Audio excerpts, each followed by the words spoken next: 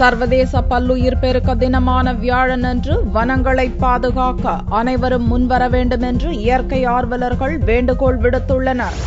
சர்வதேச பல்லுயிர் தினம் ஆண்டுதோறும் மே 22ஆம் தேதி அனுசரிக்கப்படுகிறது.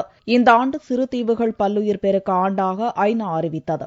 ஆசியாவின் மிகச்சிறந்த உயிர்ச்சூழல் மண்டலமாக மேற்கு தொடர்ச்சி மலை விளங்குகிறது.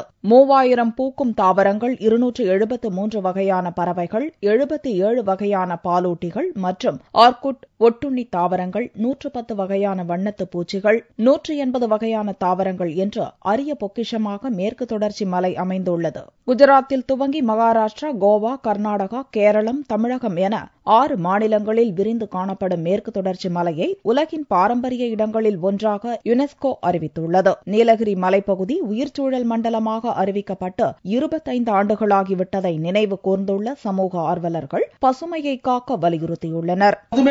முதுமலை காடுகள் இருக்கிறது. அதுக்கு நேராக கீழே இருக்கக்கூடிய பகுதியில் தான் சத்தியமங்கலம் காடு இருக்கிறது.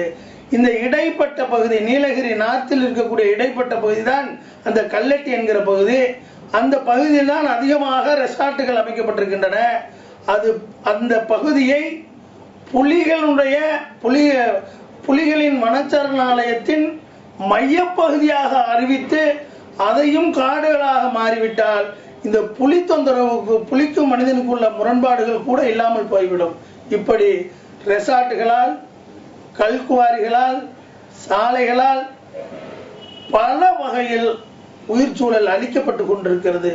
இதை தவிர்த்து வனப்பகுதியில மட்டுமாவது இது போன்ற ரெசார்ட்டுகள் கட்டுவதை தவிர்த்தால்தான் இந்த வனம் சுருங்காமல் விரிந்திருக்கும் பல்லுயிர் பெருக்கம் நன்றாக நிகழும். நம்மளுடைய நிலப்பரப்பில் பயன்படுத்தக்கூடிய பிளாஸ்டிக் கழிவுகள், தொழிற்சாலை கழிவுகளையும் கொண்டு சென்று கடலில் கொண்டுதான் கலக்கின்றோம். அது கண்கூடாக நாம் பார்க்கின்றோம். அவ்வாறு கடலில் கலக்கும் பொழுது கடல்வாழ் உயிரினங்கள் அனைத்தும் அழிந்து விடுகின்றன.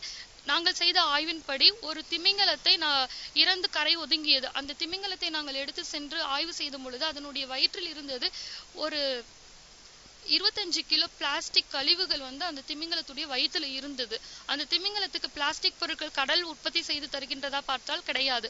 அதனை உற்பத்தி செய்து நாம் கொண்டு போய் கழிவுகளாக கொட்டிய இடம்தான் கடல். அந்த கடலை நாம் இன்று பாதுகாக்க வேண்டும் என்றால் நம்மளுடைய பிளாஸ்டிக், அந்த பாலித்தீனை முற்றிலுமாக ஒழிக்க வேண்டும். ஆசிய அளவில் அரிய பொக்கிஷத்தை தன்னகத்தே கொண்டுள்ள மேற்கு தொடர்ச்சி மலை தமிழகத்தில் அமைந்துள்ளது. இதை பாதுகாக்க அனைவரும் சர்வதேச பல்லுயிர் பெருக்க தின நாளில் ஒன்றிணைய வேண்டும் என்றும் பசுமை ஆர்வலர்கள் எதிர்பார்த்துள்ளனர்.